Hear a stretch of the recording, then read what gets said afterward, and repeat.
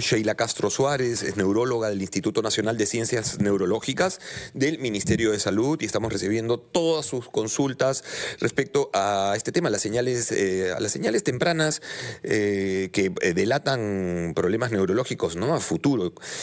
O que ya uno está habitando, por ejemplo, un Alzheimer. Y lo otro otro punto, además de las señales, es el tema del acompañamiento, porque hay un momento, digamos, en el que es muy difícil sostener al paciente en la casa, ¿correcto? Y además llega el punto en el que hay dos personas a las que hay que sostener, al paciente y al cuidador. Ojo, eso es bien delicado. Así es, definitivamente, ¿no? Cuando tenemos una persona con demencia, sea tipo Alzheimer, sea demencia frontotemporal, por poner un ejemplo, si bien es cierto, la persona es la que sufre la enfermedad, pero la familia, ¿no?, y sobre todo la que está más cerca, el cuidador, también puede sufrir sobrecarga, ¿no? Depende del tipo de demencia. Por ejemplo, en la demencia frontotemporal, como los síntomas son más devastadores, cambios en el comportamiento, desinhibición, incluso conductas criminales, ¿no? Apatía, irritabilidad, aumento en el apetito, tendencia a comer dulces, comportamientos compulsivos, el cuidador sufre más sobrecarga. Puede sufrir también depresión, ansiedad, cansancio, ¿no? Entonces, muchas veces esto es lo que motiva a llevar a sus seres queridos a un lugar, a una casa de reposo, ¿no? Correcto.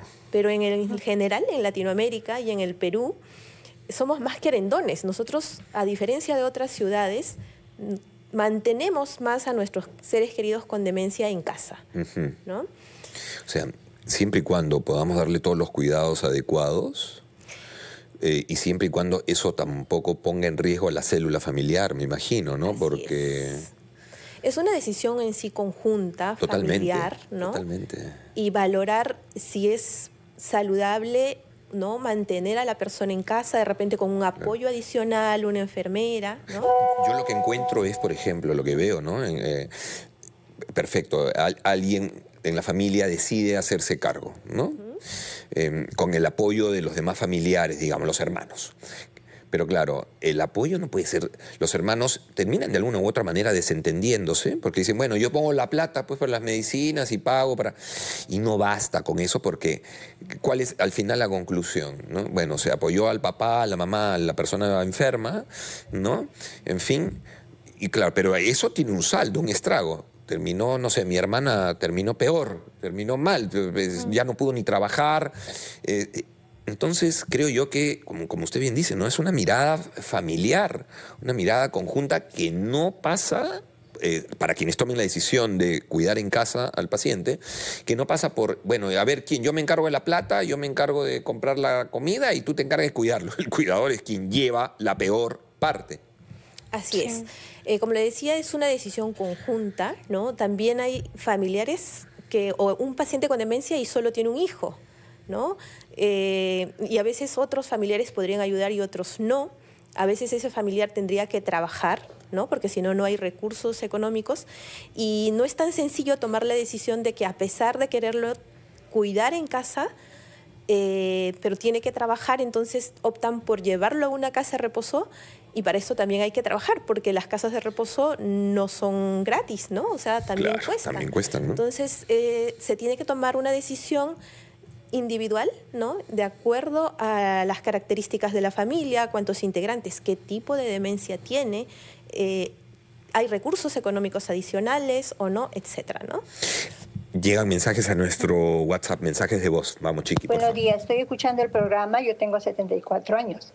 Y eso de que se olvida uno cuando va al mercado, esto, todo. Bueno, sí, uno que otras veces me pasa. Tengo que ver qué es lo que tengo que comprar, esto, todo, ¿no? Y sabe que lo que estoy notando un poco, no es muy continuo, pero que me confundo de los días. Por ejemplo, ayer pensaba que hoy día era sábado, ¿no? Y así. Cuando hay feriado, eso también me confundo de que ya es el domingo y el día siguiente es lunes, cuando es entre semana. Y a veces me detengo que pensar qué hice el día de ayer. Y eso me pasó hace algunos años atrás, cuando yo realmente estaba muy, muy, muy preocupada. Problemas de trabajo, familia, esto. Y bueno, último también tengo esa preocupación de familia. A ver, ¿qué me puede...? Espero su respuesta. Muchas gracias. Bien, muchas gracias por la pregunta y como comentábamos, a veces los síntomas emocionales, ¿no? Ansiedad, depresión, angustias, pueden hacer que la persona pareciera que está olvidando cosas y no necesariamente son problemas de memoria. Yo le recomendaría acudir a su centro de salud más cercano para valorar si esto está en el contexto de una enfermedad más del estado de ánimo o de una enfermedad que compromete sus capacidades cognitivas. Cuando hablamos de capacidades cognitivas, no solo estamos hablando de la memoria, también desorientación, alteraciones en la capacidad para planificación, organización, para entender las cosas, para conocer para qué sirven las cosas, etcétera, ¿no? Entonces, esta desorientación que tiene no necesariamente podría estar en un contexto de deterioro cognitivo, ¿no? Me parece más un componente emocional y eso el profesional de salud le va a poder ayudar a diferenciar. Tenemos otra pregunta, doctora, que llega al WhatsApp de Encendidos. Dice, buenos días, chicos. Doctora, mi papá tiene 80 años y cuando lo voy a visitar después de meses, llegó a su casa y me dice, ¿quién soy? Se pone a pensar y después se acuerda. ¿Qué debo hacer? No le gusta ir a ningún doctor. Dice que le buscan enfermedades. Gracias, es la pregunta. Bueno, aquí un dato importante respecto a esta pregunta. Consultan por una persona adulta mayor de 80 años, y debemos recordar que las demencias, específicamente la enfermedad de Alzheimer, es más frecuente a cuanto más años tiene la persona, ¿no? Claro. Y si me habla de que cuando lo visita ya no lo reconoce o le pregunta quién es, entonces probablemente su cuadro cognitivo ya está en un estadio bastante avanzado, porque no solo está comprometiendo la capacidad de memoria, de recordar, sino también de reconocer rostros, que es otra capacidad que se altera, ¿no? en demencia. Entonces, es un poco difícil, como él dice, no quiere ir al médico. Entonces a veces optamos como vamos a ir a hacer un chequeo, ¿no? Y aprovechamos para que lo puedan revisar, hacer sus exámenes, y de esa manera es más asequible que la persona pueda aceptar ir al médico, ¿no? A ver, buenos días. ¿La fibromialgia afecta también la memoria? O algún otro aspecto neurológicamente hablando? Ponen, ¿la demencia senil es hereditaria? Hay dos puntos importantes. La fibromialgia no es una enfermedad que afecte las capacidades intelectuales. Sin embargo, se acompaña de mucha depresión, ansiedad y dolores de cabeza, etcétera, que pueden de cierta manera hacer parecer que hubieran olvidos, pero no es una enfermedad que afecte las capacidades cognitivas directamente. Correcto. ¿Y si la demencia senil es hereditaria? Exacto. Esto es un buen punto porque demencia senil es un término que ya no se utiliza. No se usa mucho, ¿no? Sí, pues. Exacto. ¿Por qué? Porque hace entender que todas las personas adultas mayores tendrían que tener demencia y esto no es así, ¿no? Entonces, actualmente se habla de demencia para referirse a la pérdida de las capacidades intelectuales que hacen que la persona ya no pueda vivir sola, sea dependiente, y hay varios tipos, ¿no? ¿Hay algún ejercicio, digamos, preventivo? ¿Por qué llegamos a ese punto? Es decir, ¿tiene que ver con mala alimentación, azúcares, procesados? ¿Con qué? ¿Cómo llegar mejor en todo caso? Exacto. Esta es una pregunta muy importante. Actualmente se han reconocido 14 factores de riesgo y se dice que modificando estos 14 factores de riesgo se podría prevenir la demencia en cerca del 50%. ¿Cuáles son esos factores? A ver, van en todas las etapas de la vida. Van desde un nivel educativo alto, ¿no? Y esto va pues desde etapas tempranas.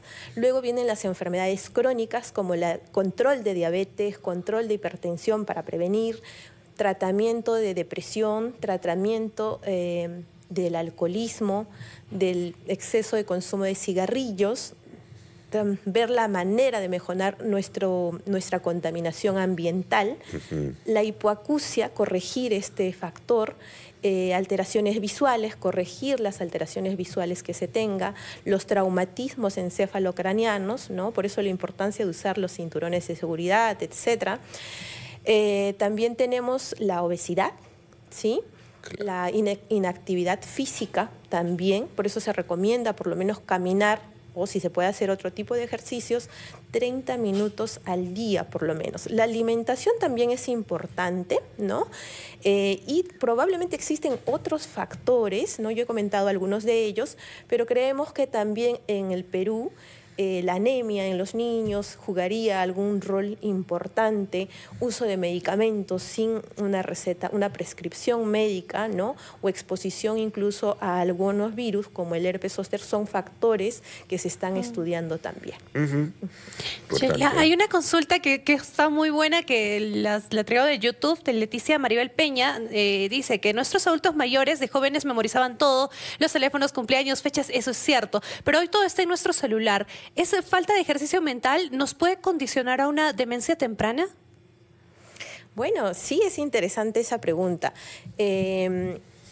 Poniendo el ejemplo, decíamos que necesitamos un buen nivel educativo, pero en sí no solo es el nivel educativo, es la calidad de educación que uno recibe, las otras interacciones que tiene la persona, ¿no? Porque hay muchas personas que son iletradas, sin embargo, el entorno donde viven los mantiene activos. Nosotros decimos, incluso el hecho de atender a la mascota, de regar las plantas, de jugar algún tipo de deporte, ajedrez, etcétera, estimula el cerebro y eso ayuda a que tenga una buena reserva cognitiva, ¿no? Claro. Entonces, utilizar las tabletas también es otro tipo de habilidad. Aprender, ¿no? Algo, siempre. Idiomas también. Música, y otro factor de riesgo que olvidé comentarlo es la interacción social. El aislamiento social también es un factor de riesgo para demencia.